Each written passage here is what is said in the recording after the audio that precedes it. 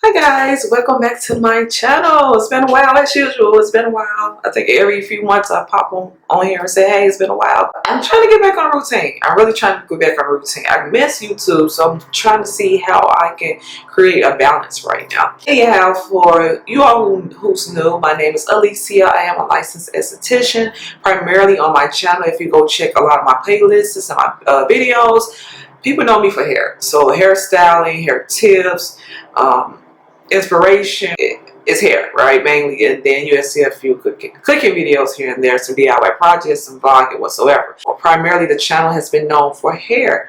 Right now, as a licensed esthetician, I'll be a licensed esthetician almost 2 years now. I'm gonna transition a little bit with skincare and offering some solo esthetician entrepreneur business tips. Again, I'm no expert, but I only want to share so far what I've been going through or what I've been through.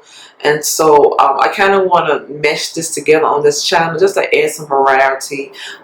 Again, we evolve, so I just want to be realistic. If you're new, go ahead and subscribe. Anyhow, 5 tips you must do before becoming a solo esthetician. I'm writing this stuff down. Again, guys, I'm no expert. I'm still a newbie. I just made a year, May 13th. So I'm almost into 2 years right now. So again, I just want to share some things that I've done away. So the first thing you want to do is make sure you pick a name, a catchy name, a name that when you look 5 years down, you'll be proud of that name, right? It's not something that you feel like you want to revamp or change the name in the near future. When picking your name, once you have your name set and you're good with your name, you want to make sure you grab all social medias using your business name. This part is so important because, again, this is helping building brand identity. You also want to grab a domain. Grab your domain now. While you're in school, figuring everything out once you get the name. Once you've chosen the name. Once you have the domain and you have your social media accounts, you all set. So in any case, if you just have your social media accounts and don't have the domain, again, what if somebody just so happened to thought of the same name you have created with your social media accounts and you have yet to get your domain? Maybe they'll be a little bit quicker than you and go grab and buy the domain. Now, when it's time for you to actually, create your website and your business, someone has already gathered that name with the domain, right? And so now you have to think of a different name for your business. And I would say that if something like that was to happen, I will highly suggest that you do so, just because, again, you want to create brand identity. And when you create your name, you kind of don't want your name too similar to someone else's name, where if or when you get big in business, people start confusing the two brands together. So that's why I say you got to make sure your name is catchy. Also, that comes with color. So my 5 tips is kind of surface level, but they are very important because it's so much more you do need to do to build the foundation of your business correctly. It's so much, and I will share that in a future video. But right now, just with the the thinking process or whatever, I want you to create your catchy name, a name that you'll be proud of 5 years from now. Also, get the domain. And when you get your social media accounts, create your business name in all social media accounts, even if you don't use that particular social media network. I say this because, like, for me personally, I don't use Facebook personally anymore. I think I've been off Facebook personally for 6 or 7 years. But I did have a makeup account, my professional makeup account that I had when I was on Facebook. All I did is, once I became an esthetician, once I figured the name that I want to use, I just kind of switched that over because I wasn't really concerned about losing that name as a makeup professional.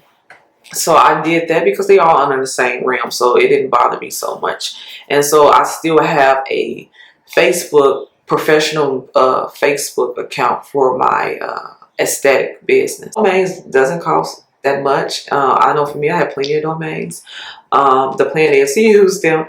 But again, if you think of a good name, you think of a good concept for a business or whatsoever, you're just not ready to launch or start that business, still grab that domain. You can pay it yearly every 2 years. It all depends on which company you choose to buy your domain from.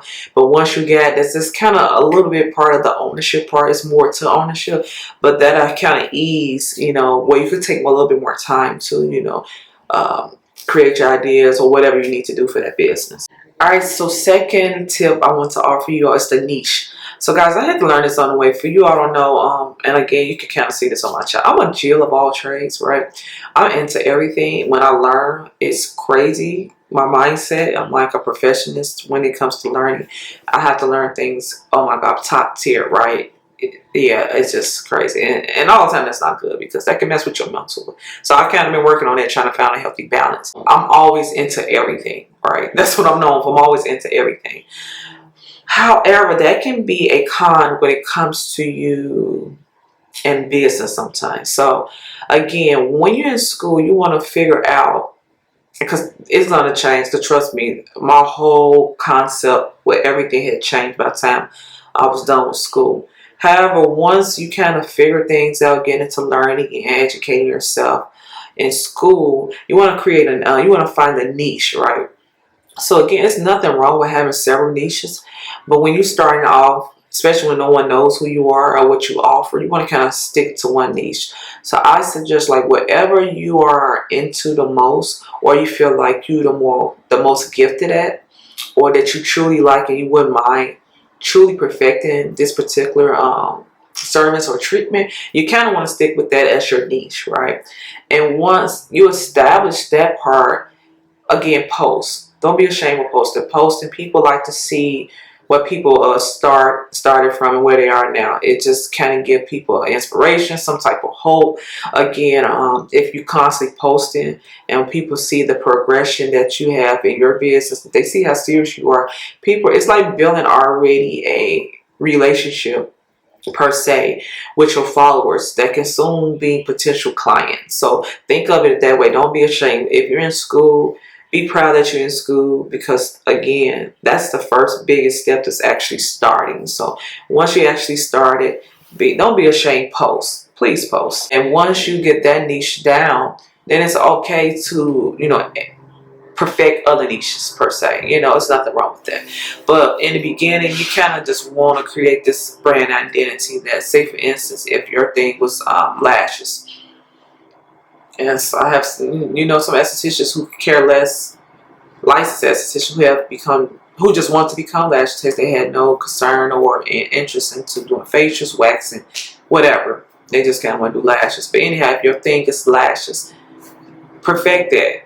Take the classes, educate yourself, whatever you need to do, but continue posting that, because people like to see before and afters. Believe it or not, that's a big thing. So getting the niche, perfecting that, and go for it. The third tip, let's see how much time I have, will be marketing. Oh guys, if I can scream this in the camera, like actually scream this in the camera, I would. Yeah guys, my camera got hot, so yeah, that's unfortunate. Anyhow, I don't know what's going on with this camera. I never had that many problems with this camera. This camera's a little bit over a year old. I don't even know what's wrong. Like, please, camera, could you stop? My backstory is that, again, I was fortunate enough to be able to buy products, equipment, furniture, decor, all this. And I'm still not done decorating my suite. I have a suite. I have a small suite, so I didn't need as much furniture or anything like that. However, I was fortunate enough to fund it, right? However, what I failed at, and I see that a lot of people do this, is that I didn't create a marketing budget for my business. I created a budget for everything else except for marketing. I don't care what you have, storefront, suite, whatever. You must, if you decide to become a solo esthetician and take the leap, you must create a marketing budget, right? Especially if anyone like me, marketing is not my expertise. It's not my strong suit. In those cases when those things aren't your best suit, you should seek professional help, and that costs. So you have to consider those things when starting. Okay, you got the decor, you got the products, you got the equipment, you got the furniture, you got all of that. But who gonna come to see this stuff? Who are you gonna service? Who knows about you? You're brand new, no one knows you exist, and you did all of this stuff. You post about all your decor, you did all this stuff. You know how the algorithm goes, you know how Instagram works. Marketing is the biggest thing. If I can be strictly honest with you, just based off my own experience and again what I've learned, you want your marketing budget to be quite big if you can afford. So I would say to actually minimize your budget with products, equipment, certain furniture pieces. I personally would say that, especially if it's not your strong suit. Again, having established some type of following on Instagram that usually your followers can be clients. If that's not the case for you, I really highly suggest that you have a marketing budget. Fourth tip would be social media, guys. This is me. All right. So what I'm saying is I'm speaking to myself. You must post. People need to know who you are, that you exist. I feel at this so bad. When I was in school, I post. People don't know who you are. You want people to know that you have this business. And guys, I'm talking to myself. Social media, posting on social media is like free advertisement. Why would you not do that, right? It's like hurting your business. Again, that's something you do not have to pay for. It's your account that you're posting on, that you have. So post. And I'm talking to myself. Post. The fifth tip I can offer is mentorship. I'm not quite there with mentorship, but what I've done is I will highly suggest that if there's anyone here on social media that inspires you or motivate, or you feel like you can understand their lingo when it comes to business, because everyone teaches different, everyone offer advice different, and what might click for some may not click with others. If use them as a template, right? You want to go follow those people, right? Because again, your whole end goal is to become a solo esthetician.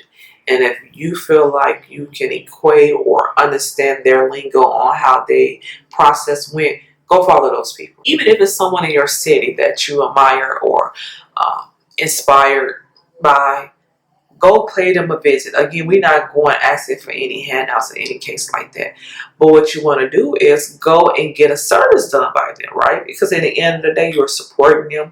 You never know in the process what they may be willing to share at the time you know you're doing your service or whatnot. This industry is so broad, right? You can do some of everything in this industry, right? Even though it's a lot of competition, but the thing I want you to understand is that we're not trying to copy anyone. We just want to use them as a template, right? And this is to help get our wheels turning on which direction we want to present the world with our brand. And then you want to create your own brand identity. You don't want to create your brand where it looks too similar to someone else. Like, we don't want to do that, right? We want to still practice individuality. There are classes out here, there are groups out here that you can sign up for or be members of that can help with mentorship, because ideally you do want to try to figure out someone who's done it already. Even hook up with some people who's kind of on the same path with you so you can inspire one another. In case you all fall off the course of your journey, you can hold each other accountable. So even create your own group would be ideal as well. But important mentorship, because we don't know this and someone has paved the way or done it before us. It's good to look into that as well. Yeah, that's it. That's what the 5 tips I would like to offer. So first tip is name. Make sure you grab a catchy name, social media accounts, domains, all of that in your name. Then second would be niche. So again, figure out whatever niche that is, stick to one right now, perfect that, post that, and then it's alright to show other niches to your social media accounts and also with business as well. Third, again, if I could scream it, I would marketing. I prefer marketing budget be a little bit more than product budget whatsoever. You want to make sure you have marketing in your business plan. In any case, if you're like me and that's not your expertise, do seek professional help. Find someone who can help get your name out there, get your brand identity out there, so people know you exist, so people can know to come to you. right? So marketing. Fourth would be social media. Make sure you continue posting, even in the beginning stages while you're in school. Post. Continue posting. People love to see before and afters. People love to see where you started and the progression of where you're at now. Make sure you continue posting. I'm speaking to myself. Mentorship. Again, we don't have all the answers. Again, I'm very new at this, but it's wise to take classes, to get in groups, to find some mentor, pay for it if you can afford that. Whatever it is, make sure you get someone that can help guide you. You can avoid a lot of mistakes that a lot of us have already done if you just, find a mentor, someone who can, again, help guide you to not make those simple mistakes, and you can be on your way. Again, they're going to happen, but if you can kind of alleviate a lot of them in the beginning, especially being a newbie, and concentrate on things like your art, your craft, your skill, will be helpful. So guys, if you enjoyed today's video, 5 tips you must do before becoming a solo esthetician. Thumbs up the video. Again, if you have any questions, comments, go ahead and comment down below. Again, guys, I can't answer things that I don't know or I haven't been through. All right. Again, I'm still a newbie myself, not an expert, but again, I like to share along the way some of the flaws I've made or some things I've learned, right? So again, go ahead and subscribe to the channel, like the video, and I'll see you in the next one. Bye.